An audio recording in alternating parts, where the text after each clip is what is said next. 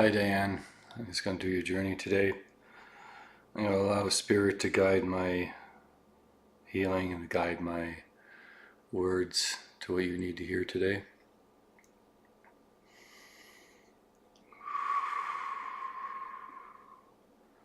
Just take a deep breath in your nose and out your mouth. When you breathe out, let it go slowly and I'll relax your mind, your muscles. Just allow yourself to sink into a comfortable position.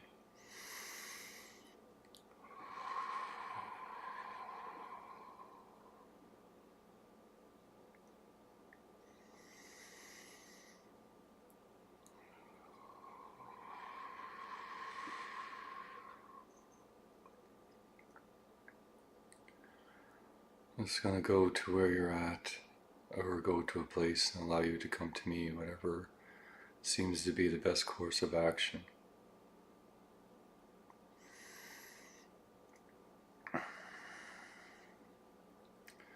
I'm on a beach and there's mountains behind me and a snake basically just jumped at me and I grabbed it before it touched my face.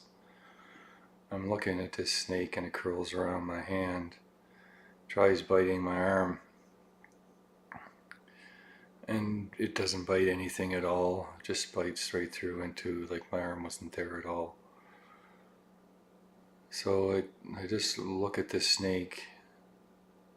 The snake is red and black. Its eyes are yellow. And it just stops biting me and looks at me, kind of moving back and forth.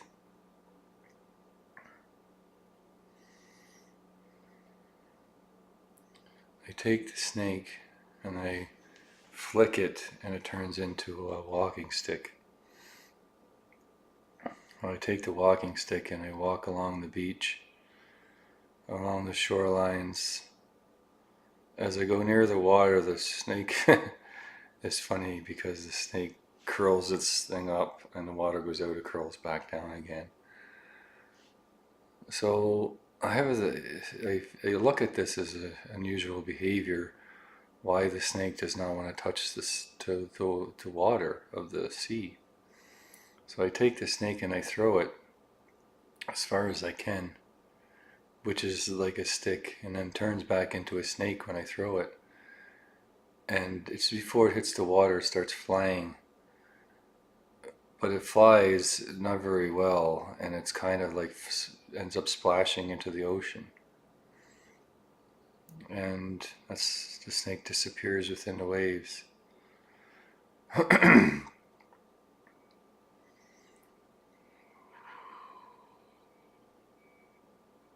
find this unusual, and it just there's not a lot of feelings around this. It's almost like numbness.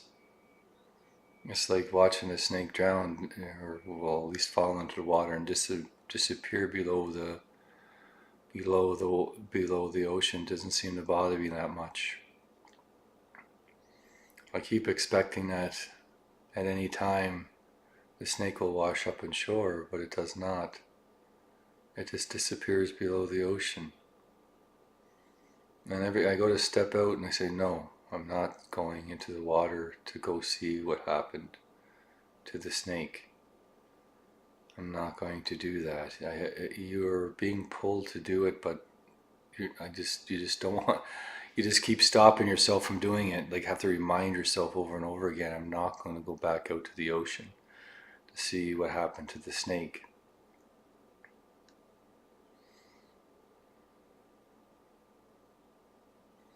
As you go turn away to walk away from this area, like a hydra comes up out of the water with many heads, and they look like snakes, not dragon heads, but many snake heads. A body of like a dinosaur with a lot of snake heads. And it grows really, really, really, really large. And you turn around and you look at the creature, but you don't seem to be bothered by it. It's just really big and making lots of noise, but there's something about it being unimportant. So you walk away down the path, and a snake tries to come down on top of you and hits a barrier. And again, hits a bunch of barriers. You keep walking, and the snake, like the Hydra type creature, comes up on the shore and shrinks down really small and kind of shrivels up into the sun when it's out of the water. You take one glance by as the snake shrivels up like a worm in the sun, and as you just keep walking, you turn your back to all this and you walk down the path until the snake turns to nothing but sand and blows away. And you go and you continue to walk. You still feel a bit numb about this, but in your heart you know it was the right choice.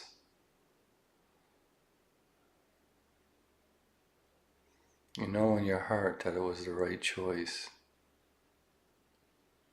And they want me to repeat this multiple times, that you know in your heart it was the right choice.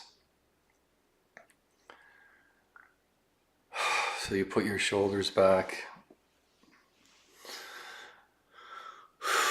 you walk down and you pick a bunch of sand and you turn the sand into a walking stick and continue walking. And as you walk, the sand acts like sand. Pieces of sand fall down, but more sand replaces it. And the walking stick stays strong. You come to the edge of the sand and you look. It's very distinctive. It goes from sand to green foresty area. It's like a path into the forest. And you put one foot, and your feet almost turn to greenery growing on it, and you pull it back and it turns back into a foot. Again, you go to put forward and it starts to turn into greenery, and you put your foot back. It's like you're taking a deep breath again. I know I must walk forward, but I don't know what will happen. If I do, what will happen to me when I walk into the forest and leave the beach behind?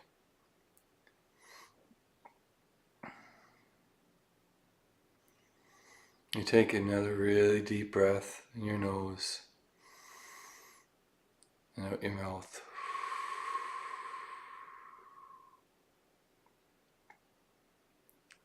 Another deep breath again in your nose, out your mouth.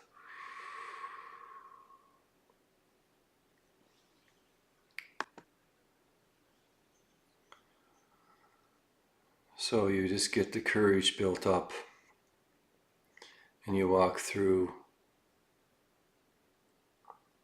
into the forest. You instantly, you feel like there's vines and kind of like, it's just a whole bunch of plant life just starts wrapping around your body and overtaking you instantly. It's not a bad thing. It actually feels so refreshing and alive. You feel so alive. You're so full of oxygen that they fall, like the plants just fall off your body and you're glowing really bright. You're like a yellowish color, golden light, and you have no specific definition, but you are a bright light and golden light, and you walk forward and you stand taller now, more confident in yourself, and you turn into a woman. Your hair is flowing back, you got a long dress on. It's like a skirt, a long skirt, and you wear like a really light shirt on top, short sleeves, and it exposes your shoulders. You feel you definitely feel like a woman, and you feel so alive, and you're walking along this path, and as you walk, there's flowers growing around your feet. As you always put your foot down, flowers grow all around it. Not on your foot, but around your feet as you walk. And you're very happy and you're smiling. And you continue the walk, and you come to this kind of like a hill overlooks a valley. And you sit down and you feel the sun on your face, and you look back, and all you see is the footsteps and flowers growing where they were. You do not see the beach, you just see the path that continues on behind you. You think a little bit of what you left behind, but it is okay, because when you look down, there is a shining light in the valley below that draws you to it. You feel a connection to this light.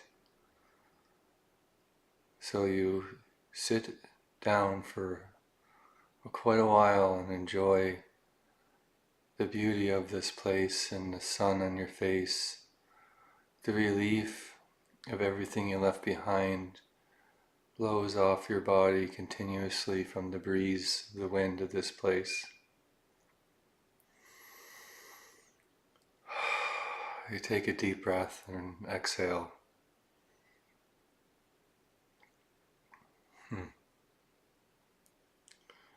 There is a caterpillar that is basically beside you, and you put your finger down, and a caterpillar goes on your hand, and you hold it up to the sun. It is yellow with black little hairs on the back, but it's mostly. You look at this for some time, and you just watch it, and it almost sits up and looks up at the sun with you and says, "Isn't it a beautiful sight?" And you go, "Yes, it is." The little caterpillar just crawls closer to you and goes on your shoulder, curls right up to your ear and says, "How does this make you feel?" You say, "It makes me feel alive and finally at peace with my decisions and the things that I've done. So it does not bother you what you left behind." No, it does not. Because what I left behind was old. It did not serve my purpose anymore. So you do not regret. And you go, "No, I do not. It is beautiful here. Don't you think it's time to go to the light?" And you look over at, like you turn your head and look right at the butterfly, which then goes back on your finger, and you say, "I guess it is time, isn't it?" And you stand up and you walk down the hill. You're going down the hill very softly, and you look down at the butterfly, and it is now in a not the butterfly, the caterpillar, which is in a chrysalis. And you continue the walk.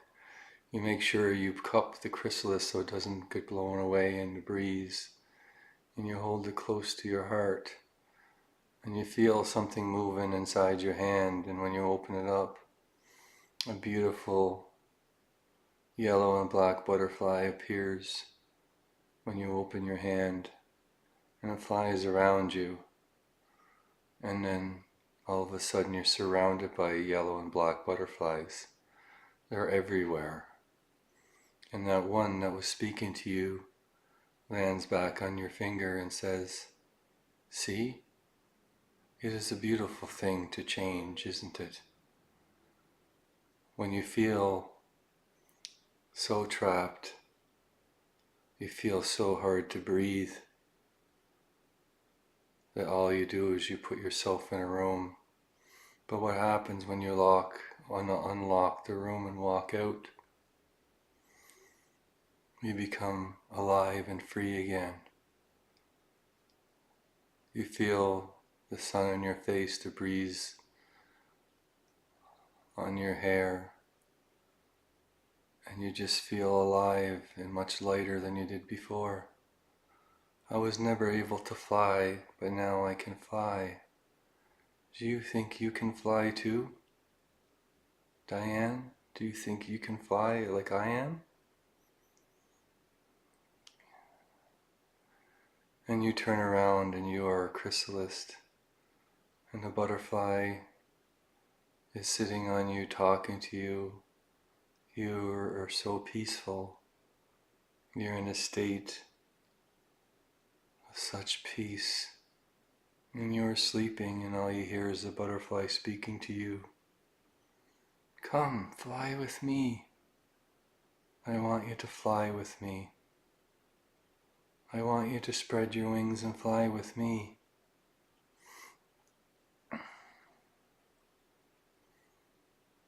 There is a bright light in the crack, and all of a sudden you burst out of the chrysalis.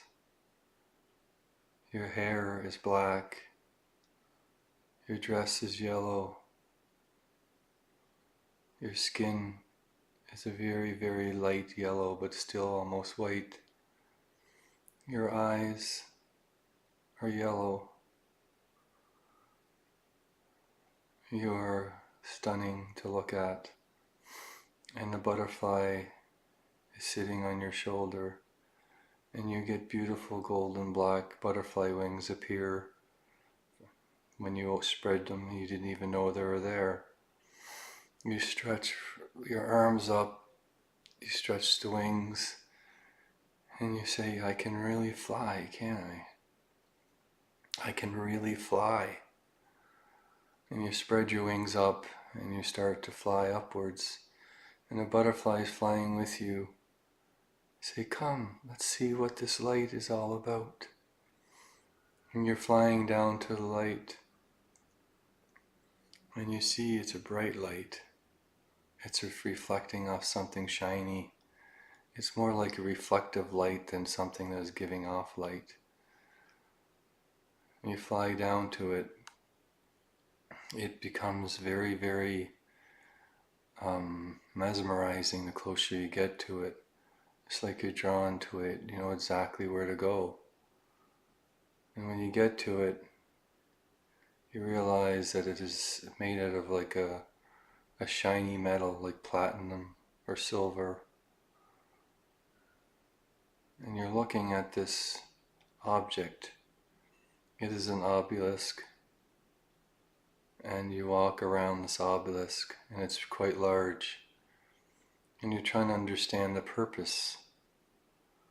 You're walking around clockwise around this place, and you touch it, and you instantly go inside it.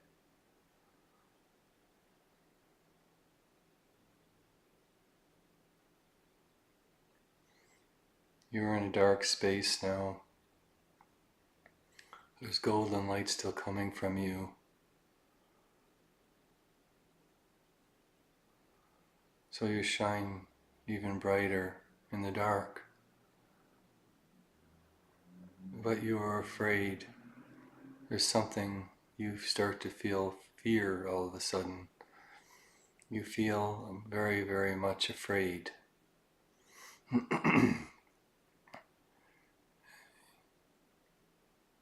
Your golden light dims and turns to a pale white until it turns into a gray, and like a really sick grayish green color.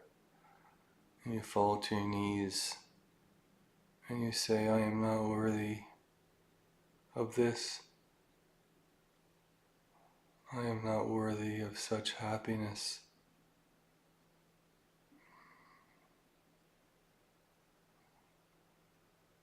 When you say this, your wings turn to dust.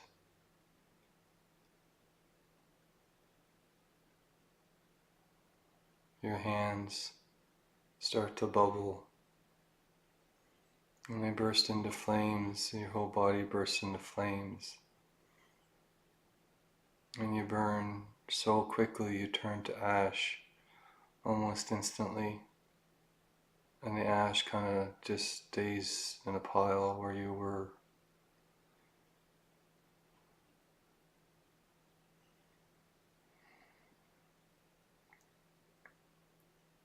There is silence now.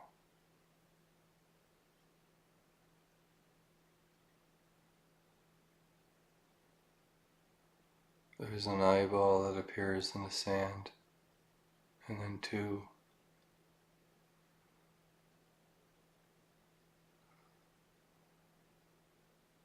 And they're looking around, wondering what just happened. Then hands come up and pull. It's like being pulled, and figure appears into sand and pulls itself out. It is kind of like a golem type looking figure, or I should say more like a Smeagol on Lord of the Rings, but he's completely bald.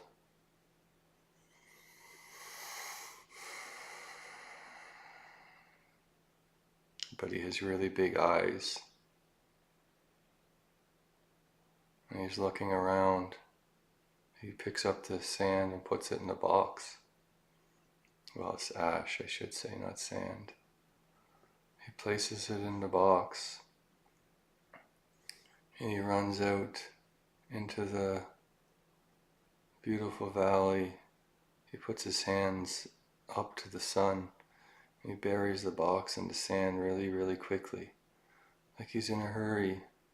I must do this quickly. I have to bury this right away. It is really important. He buries it and he sits down on it and goes, whew, that was close. I almost ran into time. Then he feels his body rising up and he's smiling actually.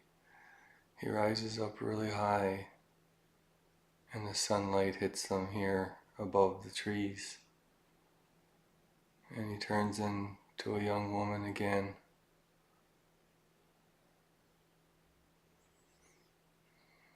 And you again grow wings and turn into the butterfly woman like before. And the tree that grows in its place is a tall tree where once your ashes were. You go and you sit back down on the tree and you turn and you look directly, kind of looking at yourself like a movie person, a character in a movie would look directly at the lens of the camera and start speaking. And he says, why do you give up on yourself?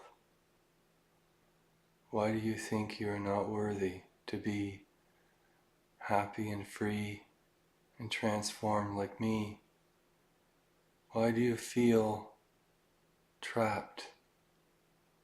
Why do you feel like you are dirty inside? The woman in the darkness is not you. That is your fears, that is your anxiety, that is everything that you let go when you left the beach. So why do you bring it back to yourself instead of just continue to accept that the decisions that you make are the right ones, and you know the decisions that must be made, and the freedom that you will feel when you do, and the beauty that will come afterwards. The only time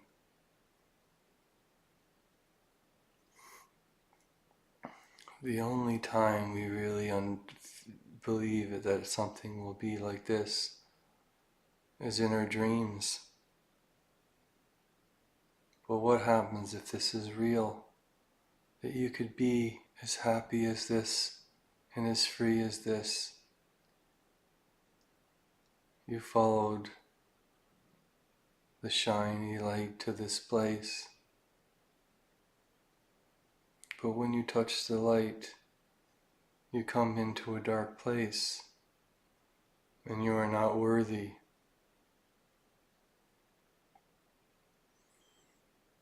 But you know deep down inside your soul that you are worthy. So believe that. Believe in who you are. Believe the light within yourself. Transform like the butterfly and the phoenix. But you are more a butterfly than a phoenix.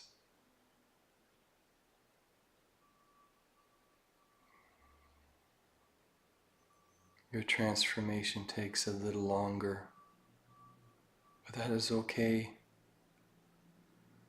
But then it's not as long as you think. When you start the process, the transformation does take time, but that is okay, because you do have time. Sometimes you feel like you don't, but you really do.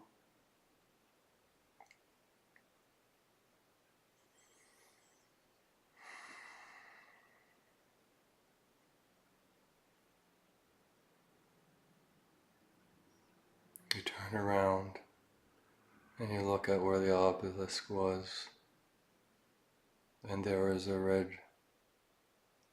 a white rose that grows in its place.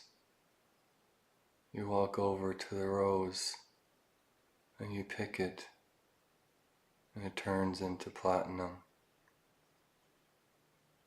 It says, now this rose will be like this forever. And you smell it, and it smells refreshing and beautiful. This is a gift to you. All the things that you've gone through, all the heartaches, all the pain and suffering, the loneliness is now in a platinum rose that you hold in your hand. So what are you going to do with that rose? Are you going to discard it, destroy it, throw it away? What is it that you're going to do?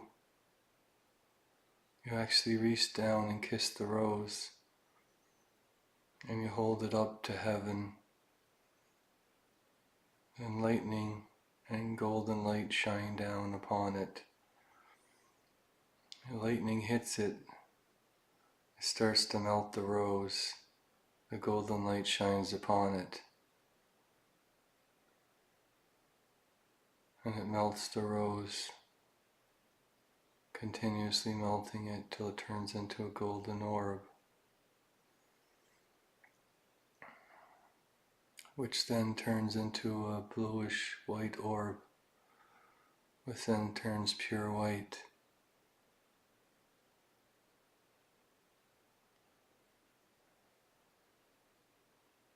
You take the orb and you throw it on the ground, and fire burns. White fire is burning where it hit the ground. Flames are burning really, really, really bright, super bright. They go really high, and it's almost impossible to look at it. It's so bright. It's burning, burning, burning, and then it stops.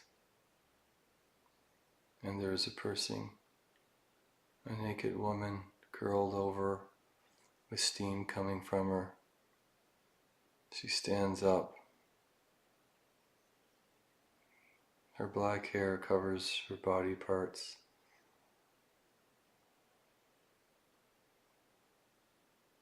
She has blue eyes and white skin.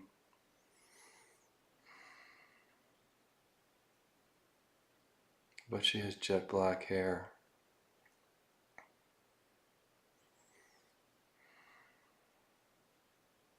She doesn't say much of anything. She just stares at you and makes you feel uncomfortable. Her stare goes right into your soul.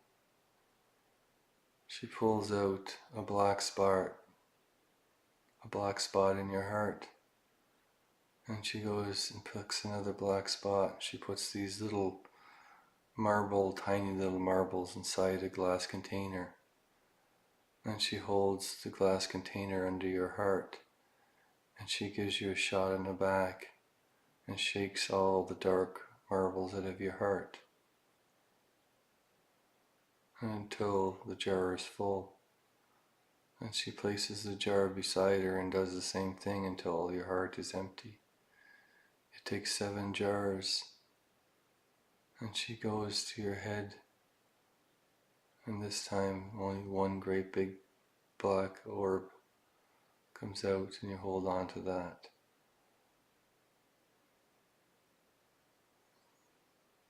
What am I going to do with all these marbles?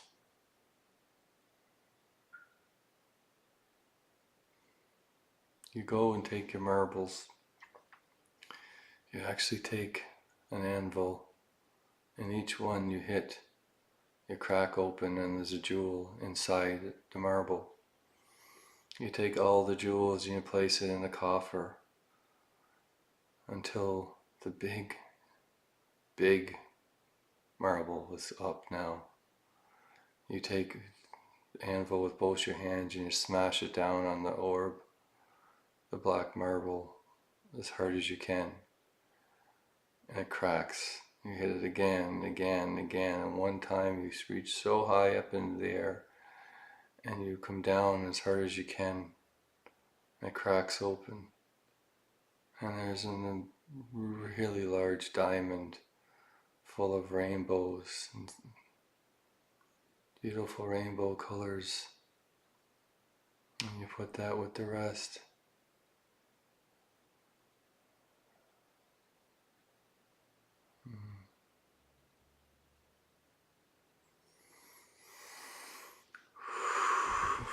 Lean back for a second. It gets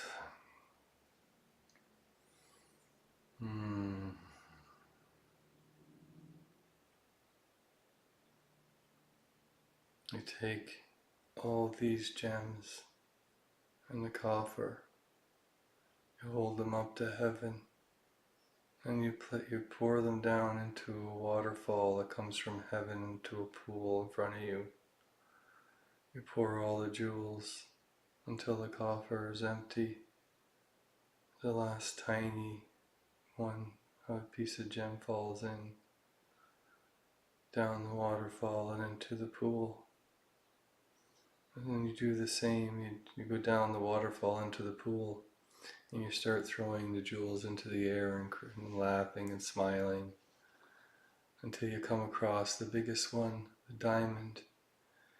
You pick the diamond up, it takes both your hands, then you hold it high.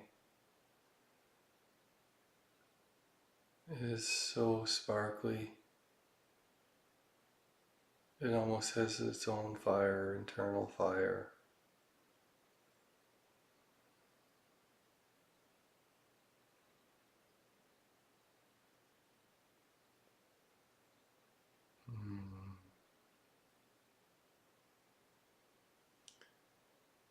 What do you do with this? It brings tears to your eyes because of all the painful things that you've lived just to get this one jewel. The other ones are full of pain and suffering as well, but this one is special. This one is the really bad memories, but now they are a diamond and I'm holding them in my hand. And this diamond is one of the most beautiful things I've ever seen.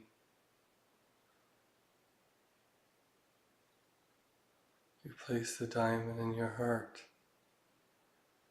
and all the other diamonds and jewels, the different colors, fly into your heart as well.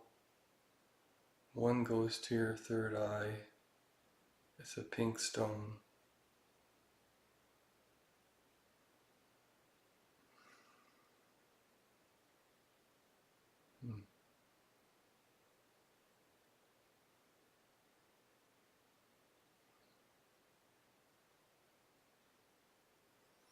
You take both your hands, you place them on the ground. You feel the dirt within your fingers. You take the land itself, and you stick your hands down the crack and pull it open. And you just jump down without any question. You just jump down the hole. And you're falling really fast through a crevice so you can see the roots of the trees.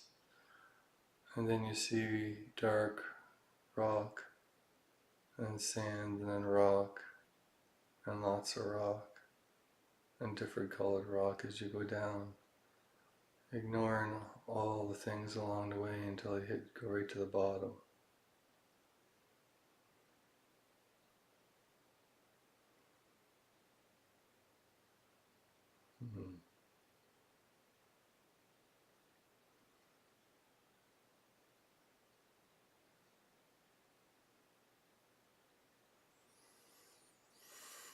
Mm-hmm.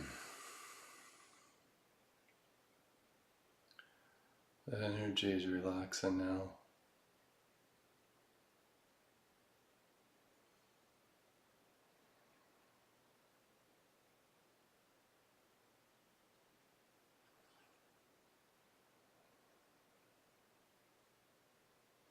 You're actually back at the top of the hole again.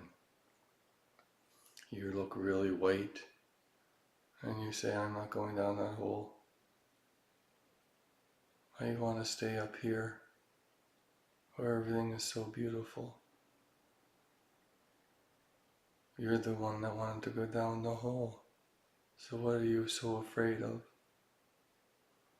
I take your hand and say, come down with me. And you go pull your hand away and say, no, I cannot face that. I cannot.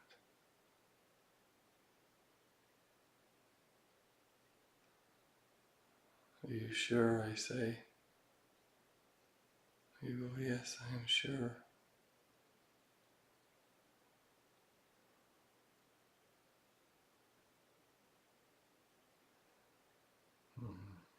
So I go over to the hole and I say, you can wait here.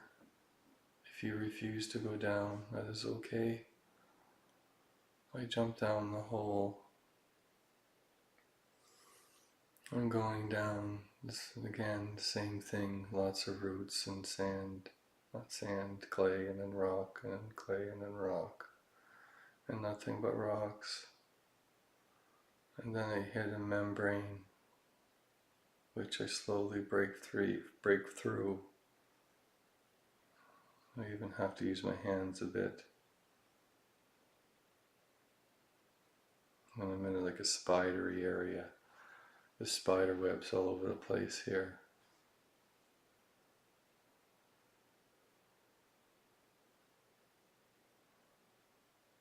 There is dead bodies in every direction.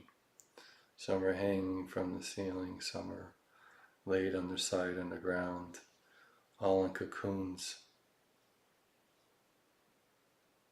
I walk up to one of the cocoons and I cut it open. And there's a shriveled body inside, drained of blood long ago.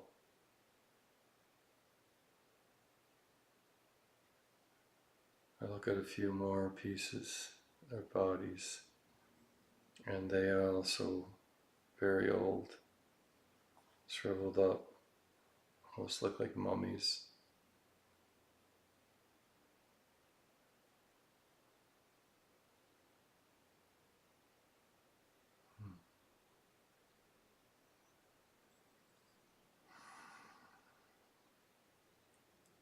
I look to take the time to feel this place, to sense the death feel. It feels like death, but it's still, I do not feel afraid. It's just something that is very old, that seeps stench up from below.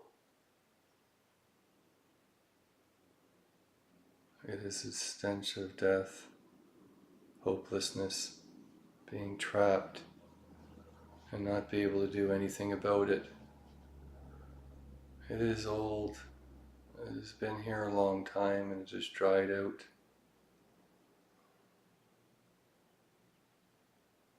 But there is a doorway that is covered over by the webs I move the doorway over, not the doorway, the cobwebs over, and I go touch the door. The door is hot.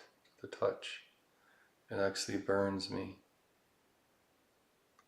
I open the doorway and acid comes flying through. I just let the acid go through me. I walk into the next doorway.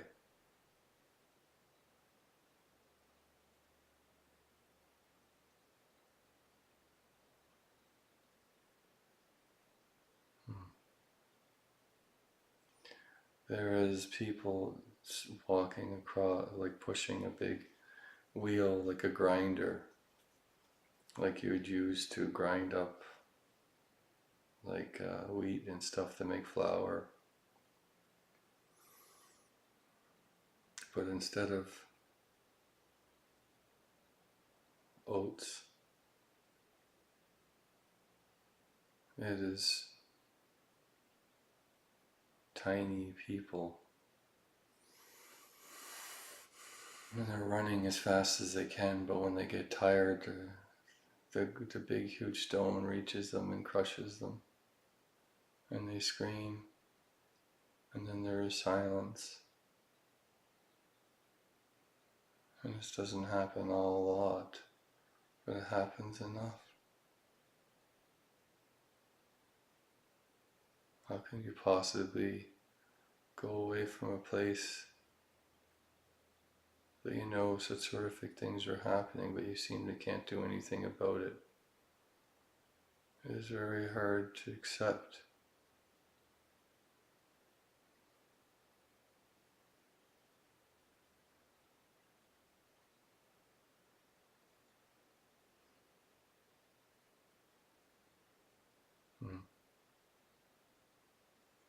So what is one supposed to do?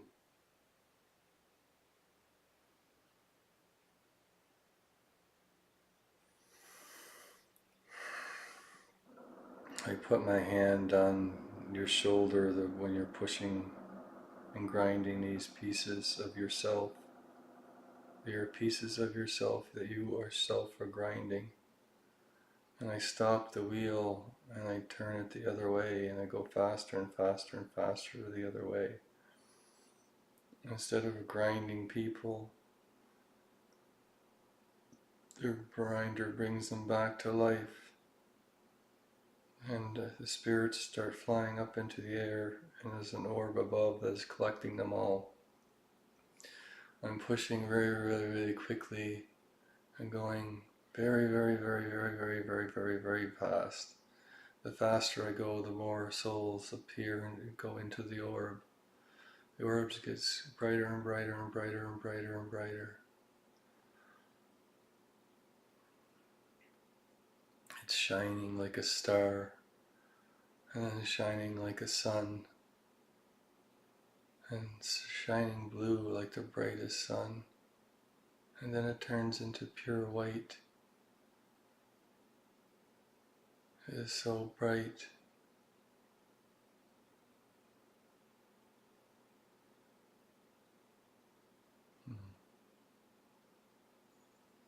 I stop moving the wheel, and it falls apart and blows away like dust.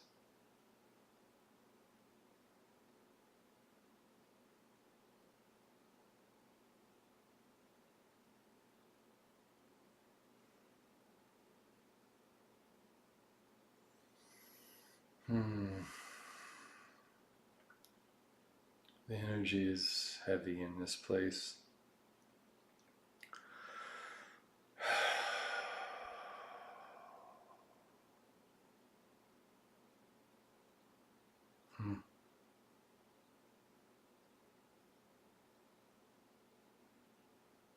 I notice that now, when the dust finally blows away, the last of the remnants of this machine, the blood went down into a staircase leading down.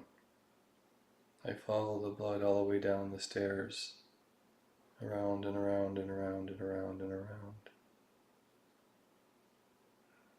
I slip a few times because the staircases are full of blood I reach the bottom and it opens up into another cave that the stairs just basically the blood just flows down into like a lake underneath this space like this. Now the stairs come with the ceiling, and below there's a lake of blood, and there's things swimming in it, but they are unimportant. I look to the left, and I go down, and there is something there. It looks over at me. It has a long neck, long claws. It's almost like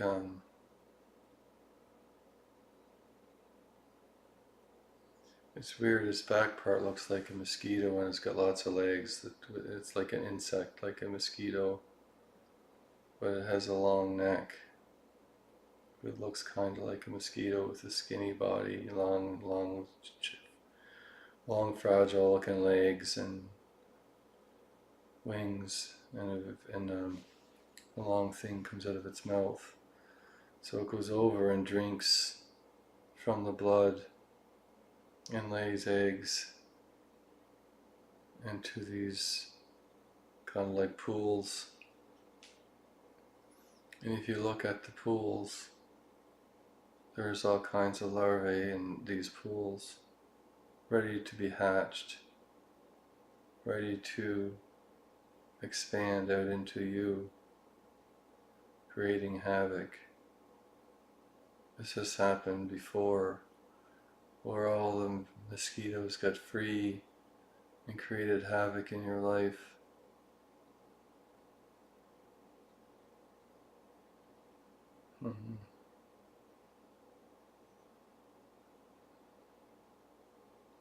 We basically ask you, do you want to continue to have these things cause havocs in your life, or do you want them to go away?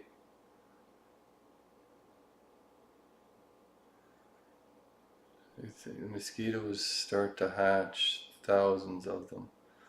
They go out into the pool of blood and drink, and they're just about to give birth to 1,000,000 more mosquitoes.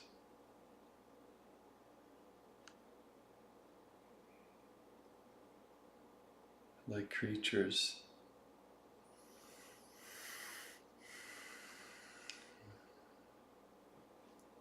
So now the place is swarming with mosquitoes. They drink away all the blood, but they're still wanting more blood, and there's never enough blood. But it is all gone now. No more blood is coming down from above. They're looking up. They are starting to get angry. How can there be no blood? They slam their hands down.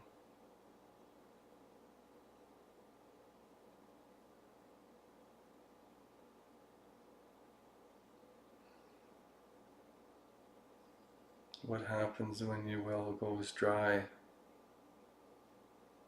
You look for somewhere else to feed.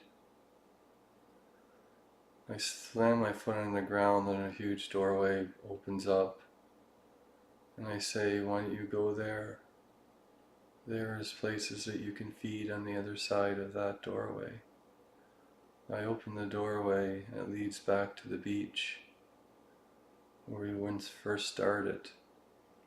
And basically mosquitoes just all fly, every one of them out the doorway to the beach, because they are so hungry. They never get enough blood.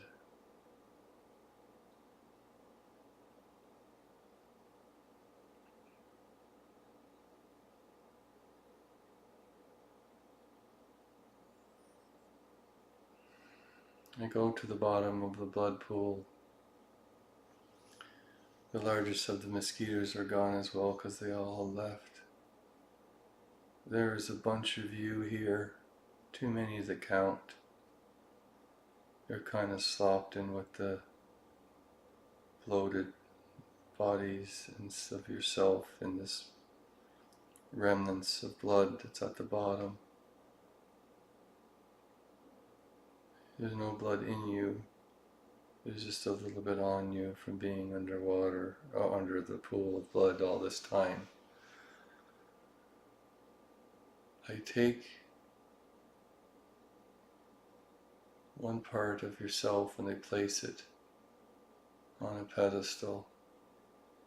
And I do that for as many as I can carry, one by one.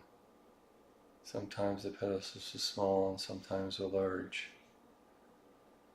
I place all the bodies that have passed away on this place.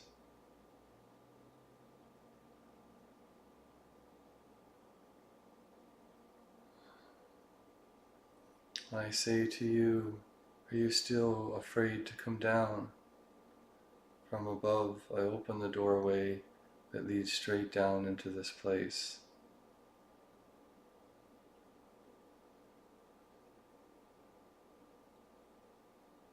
You go, yes, I am ready to come down.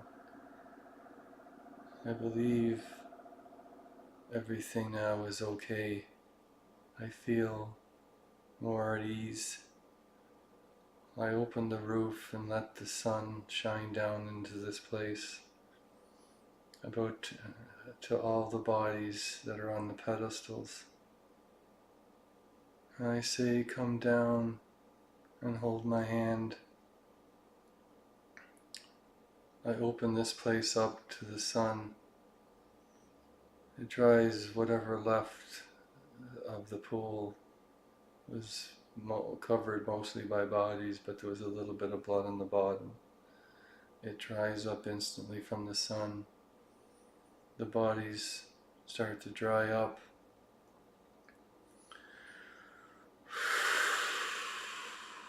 I hold your hand and I say, can you say something with me? It is from the heart and it is important that you say it exactly like me.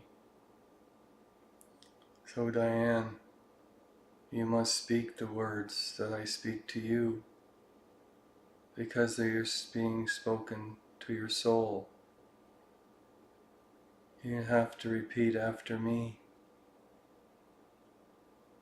Do you understand? And I'm speaking to you as well, not just to your soul, Diane, but to you.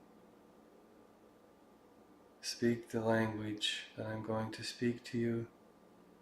It comes from heaven. As you look up, the sky is full of angels. This flower is starting to grow on the sides and into the pool that once held all the bodies and the blood. They grow into the rooms that we passed through to get here. All the rooms open up to the light shining down upon all the souls. We actually go back and take all the souls that were taken by the spiders and replace them on a pedestal as well.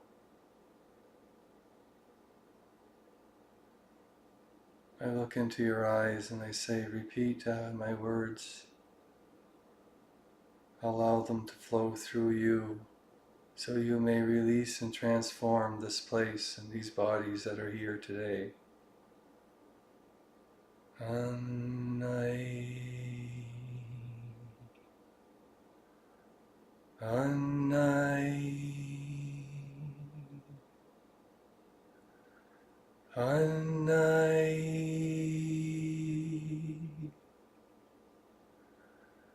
Orai,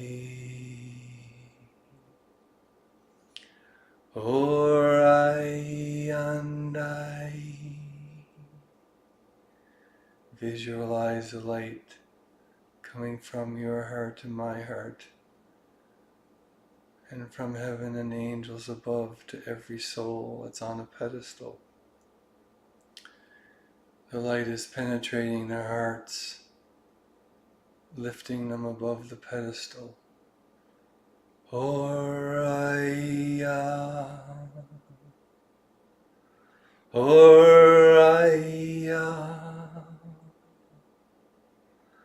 Haya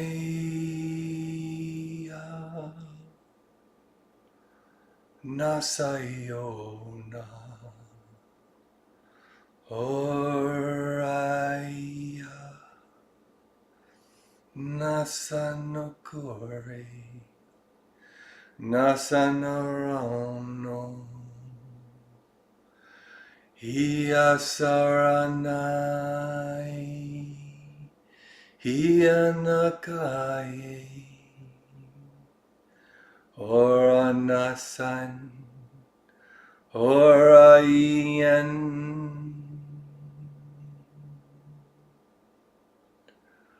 Hayasakaye. The hearts are opening up, expanding to orbs of light on every one of the pedestals. Hiyosora Maya Oranayanora Naya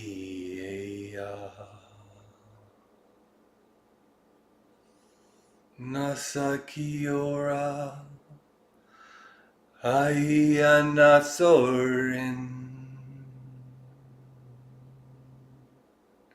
Ayantorakia Asaya Soroma. They start to spin the orbs above the pedestals. Orayentorndai Oramanayo Ayanakora Oriyanasyo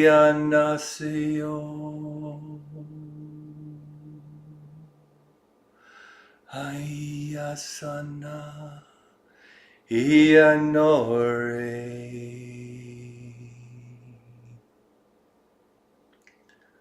Oraikantai Ranasoruntai Uranakie Hanakanoso Orientaya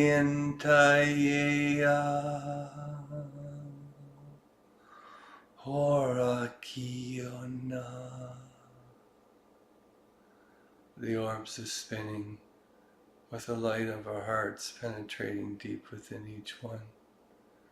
They join together into one large orb above the pedestals. The pedestals themselves turn to dust. Iyakatorong Iyarontaye Antaisoko Iyanakaye Oranasai Moro Korsantai Antayurono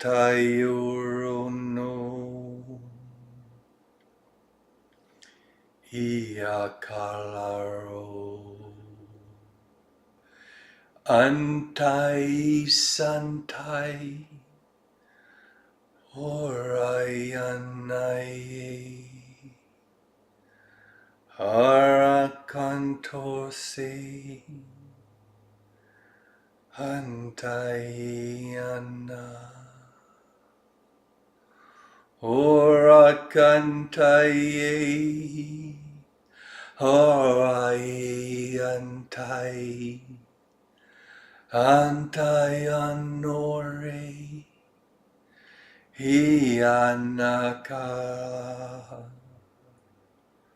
Oranayansai Hisakatai Orayentayo Arya Santai. The orb is transforming into a beautiful woman. Nosaki o a. Ryan Tayasu. Iyanai.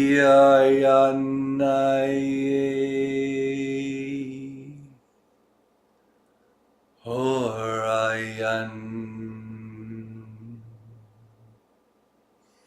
Tayo. Taya. Iyana. Oraki Santai. The woman stretches her arms out and spinning counterclockwise, allowing the light of the angels in heaven, allowing the love of our hearts joined together, allowing herself to be reborn into the light. Haya San.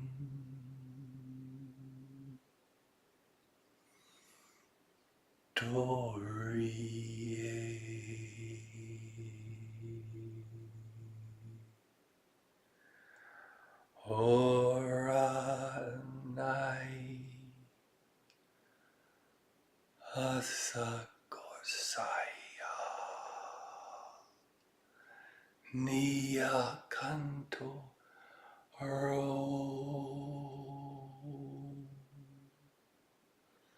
Raya Santai Orantaya Orantayano Ayanorum Dainde Oraindaye Overayanora Iantayaornai.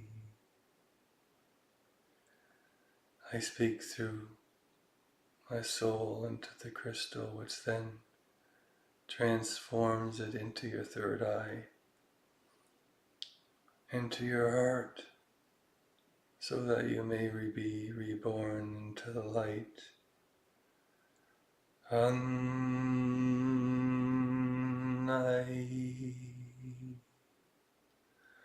Oraye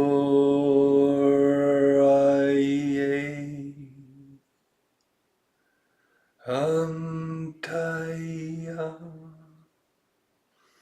Norntai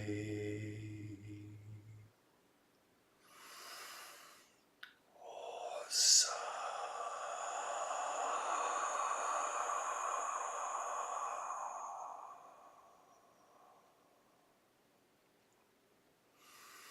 Naya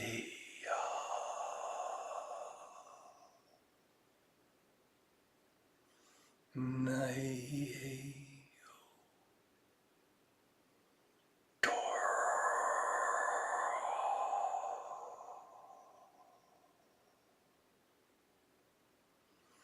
Nasai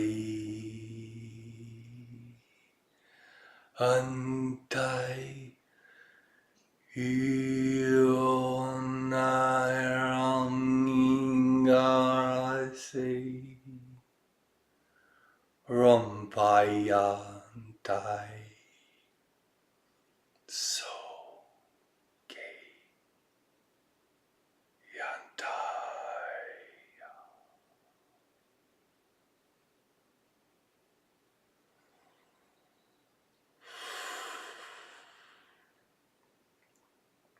Om Kantai Si Anahian Torah Kente. You pick the orb, a piece of the orb, and you hold it high to heaven. Intayukan Torah Santai Iyanakamanai Asakiora We send love and light into the orb. It shines like the brightest star in the universe. You place the orb in your chest.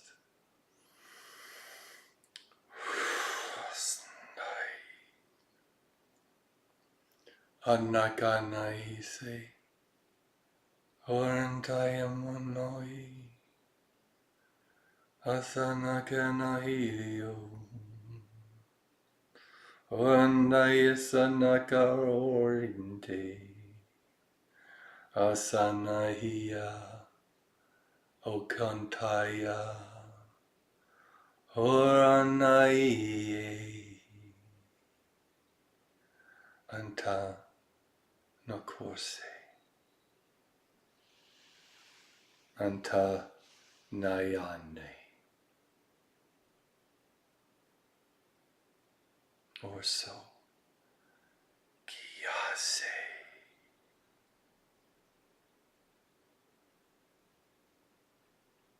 You stand before me in golden light.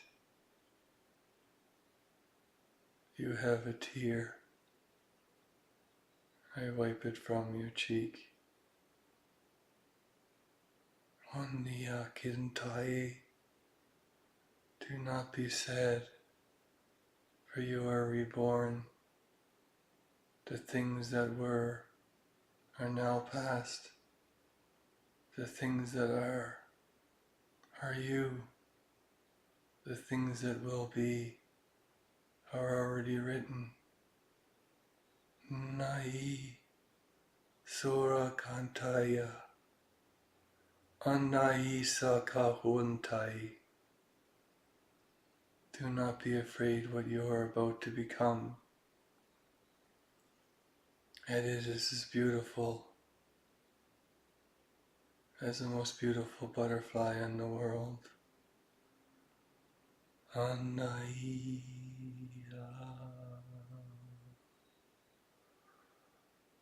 Antai.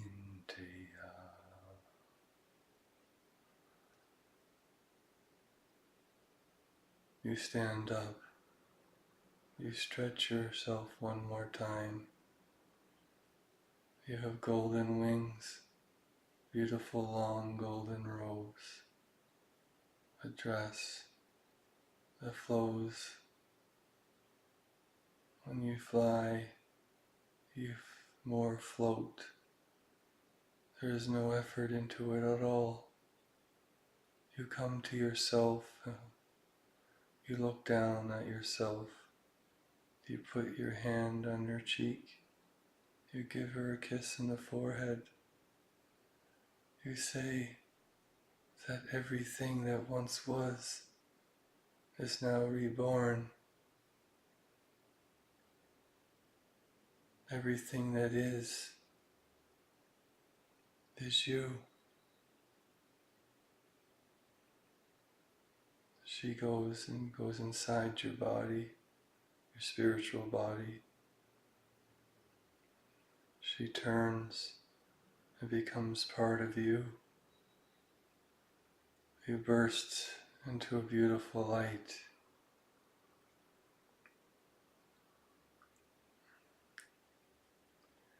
You're blue, pale blue with beautiful pastel blues around the outside.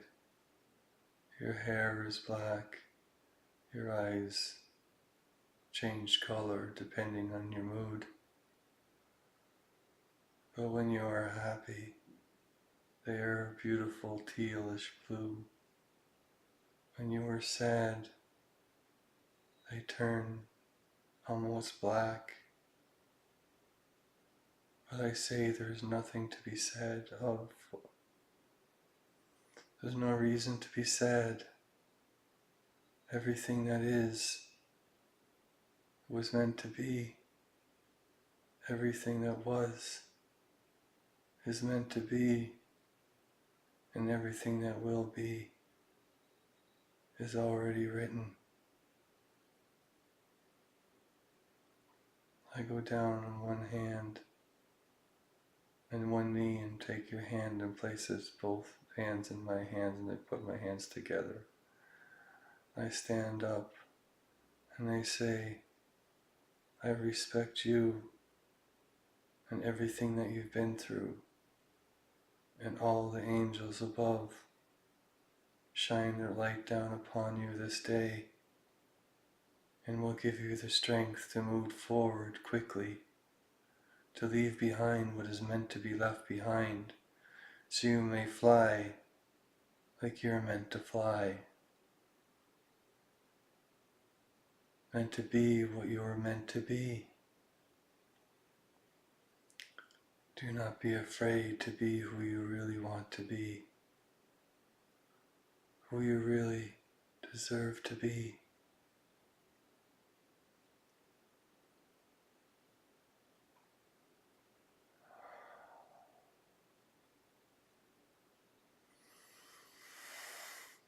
Whew.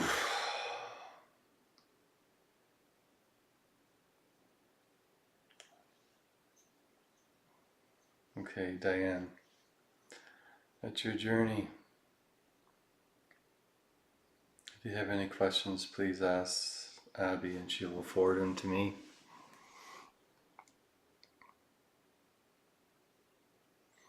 Thank you very much for the opportunity. That was amazing. Again, thank you and have a great day.